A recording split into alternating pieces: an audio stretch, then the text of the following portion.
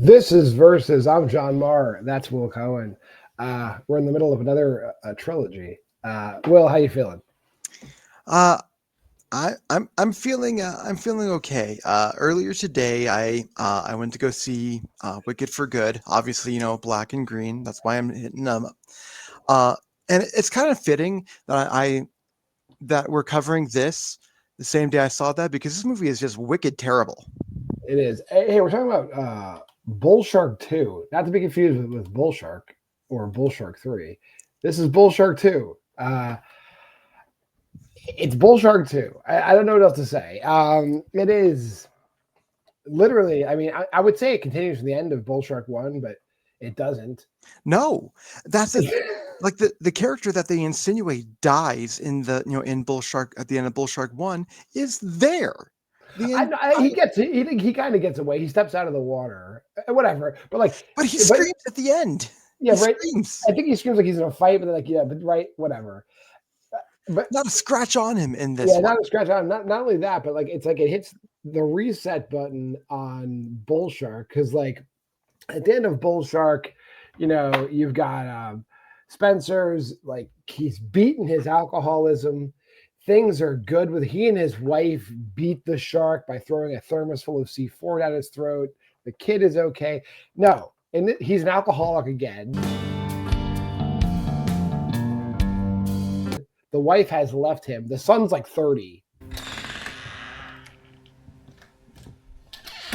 All of a sudden. Yeah.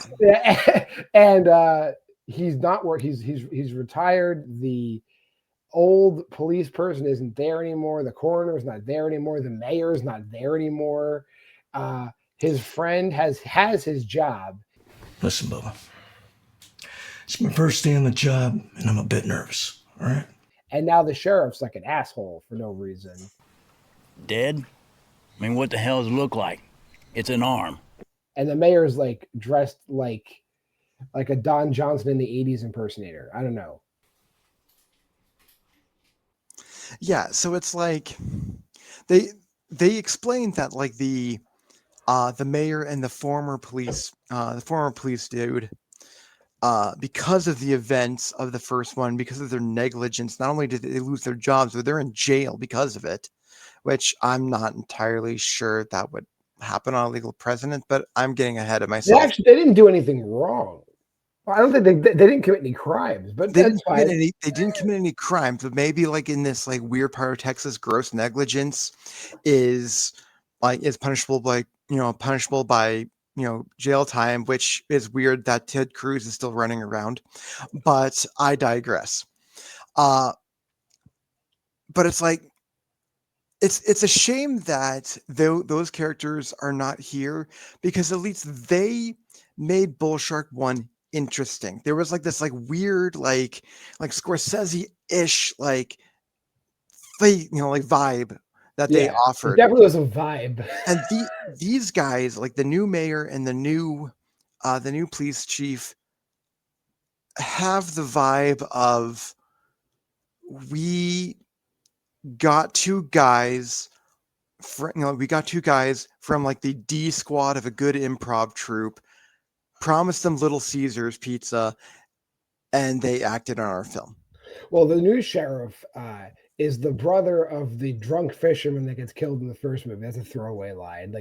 And they show a flashback in case you don't know which one that guy is. You knew my brother. Right. But here's the weird vibe about this movie. The cold open of this movie is just a guy, his girlfriend, and her prude friend go out on the lake. And it's just they say 18,000 times, oh, there's nobody in the lake. Oh, there's nobody in the lake. Oh, there's nobody in the lake. I really don't think you should get in. Oh, Chrissy, come on. No, I am serious. Don't you think that it's weird that there's nobody else on the lake but us? And they just get eaten by another shark. It's basically what happens. But is the vibe that Spencer drinks himself into retirement, and that allows the shark to rule the lake again, and everyone but these three people knows that? Is that what's going on? Again, it has to be what's going on. John, I think we're falling into our typical trap. While ITN films have their trap, we clearly have ours, and our trap always seems to be we are giving them more credit than they should be for actually thinking about these things, and they clearly didn't. And this is one of those times where they just did not care enough to give any kind of explanation other than sheriff now drinky again, and that means bull sharky come back. Like, but it seems like everyone knows that, right? Because there's nobody on the lake. I don't understand either. I don't understand how they could be like the whole universe makes no sense. It's like, no. What if people are wise enough to not go in the lake, right? Then and the sheriff seems to know, not the game warden Nolan, but the sheriff, the new dude, seems to know right. that the lake is fucked up. Nobody's doing anything about it. They're just content with the lake being written off because one shark is in this. Literally, it's the biggest fucking lake I've ever seen. Well, not only, but it's like,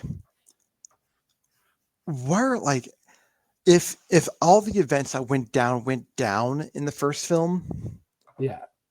Again, this isn't just like some weird, like, obscure place. Like, this is like a coastal town in Texas, and so therefore, like, as loosey-goosey as things are, there would be signs. There would be like everyone would be, or at the very least, the locals who these three morons on the boat are talking, and like would have been talking to get all their supplies and stuff like that. Would have been telling you, oh, by the way, you shouldn't do this. And no one told these morons, no, you should not be on this, on here because there was a shark attack. Yeah. Also, like, so the one girl who was killed in the beginning.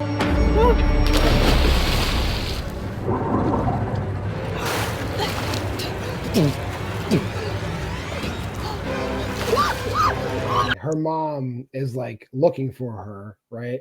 And apparently, we'll get into the mom later. Yeah, the mom goes to the sheriff, and the sheriff sends her to Spencer, who is like an alcoholic. And I want to put the Spencer drinking montage here because that's the best part of the film.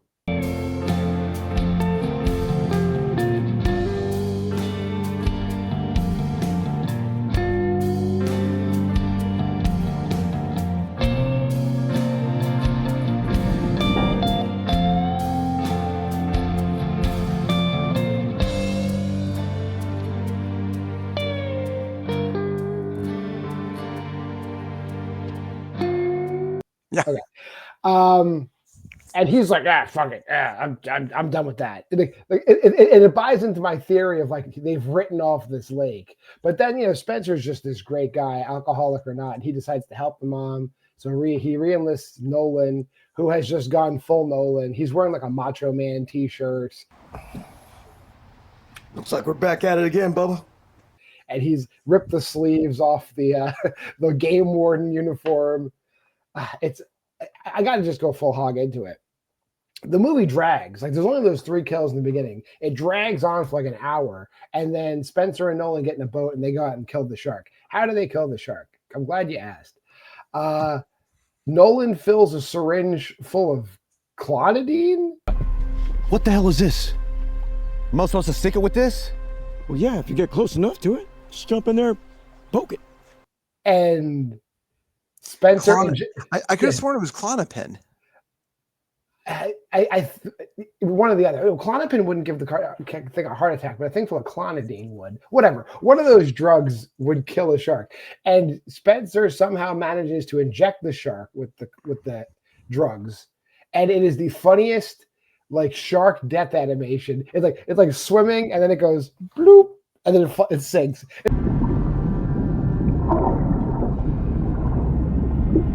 It's like so fucking dumb. And then also, I think Nolan shoots it for good measure, but that's it. It kills the shark. Yeah. And then there's no resolution to anything. He still like doesn't get his family back. His son is around. He gets bit on the arm, and then the movie ends with like 1,000 more sharks coming into the lake. And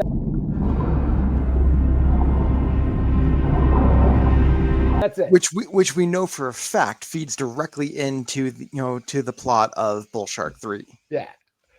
I mean, I didn't mean to like gloss over this movie. We're going to talk about the lady and whatever else you want to talk about because I've talked about the movie. Go ahead. So at the end, before we get to like the big like stinger or whatever, where like the hordes, like the gang of sharks, the murder of sharks, like start descending upon the water. He approaches the mom, goes, "Oh, by the way, we cut open the shark. It fed recently. I'm so sorry." And then they have this exchange where it's insinuated that, hey, I'm divorced. I don't see a man around here. Wanna fuck? And she goes, I prefer you as sheriff, and just walks off. Thank you, Warden. It's Spencer.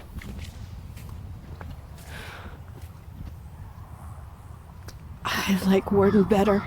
It's like, I mean, maybe that's ITN language for flirty. I don't know, but it's so they can't even get flirting right in this movie, John. What the fuck? I don't know, but we will do this again next week. But let's rate this one. I gave Bull Shark 1, 2 videotapes, so I have no choice but to give this 1.5. I mean, 1.5 for the Spencer drinking montage, and then the movie around it sucks.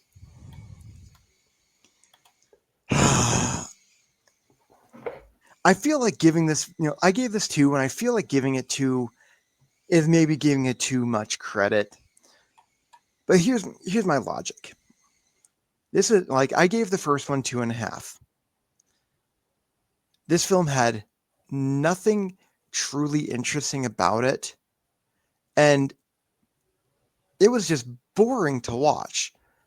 But again, when I start going like as low as like 1.5, it's because it's starting to offend my senses, and this film didn't care enough to offend my senses. And so again, giving it 2, I know makes it feel like, oh, well, maybe this film wasn't that bad. I mean, did it suck? Is it a Telephobia 2 bad? No. But it's not Dinosaur Hotel 3 good. Fair enough. But Brett Bentman made another one of these movies. Next week we'll be covering Bull Shark 3. And then actually, we're not going to do this. We're not going to do this. But he actually has another shark trilogy, the Lone Star Shark trilogy, where he made this movie, Bull Shark 3, and 3 more shark movies all in the same year. So I got to admire the hustle, if nothing. But we're going to stop at Bull Shark 3 and move on to something else. Time will tell if we come back for the Lone Star Shark movies. Films? They are ITN films, actually, I believe. Oh. They're ITN studios, But yeah, let's move. Let's move. We got to take a break. Yeah, we're not going off of, because these films are not bad enough to do a full Louisa Warren crusade against either. Yeah. Like, he's definitely not a terrible. My Facebook friend, Louisa Warren. You have to always put we are friends on Facebook. But yeah, so like this guy isn't bad enough to do a full crusade against right now, but when you get to the 2020s, we might hit it up. Yeah, fair enough. Until next time, though, I am JWMaher. That's Will Cohen. If you made this far in the video, like, comment, subscribe, and share. Go to the Facebook group at Why We Love Horror. There's a Letterboxd challenge as well. Pause here. There you go. That'll do it. We'll see you next week. Here comes that schedule.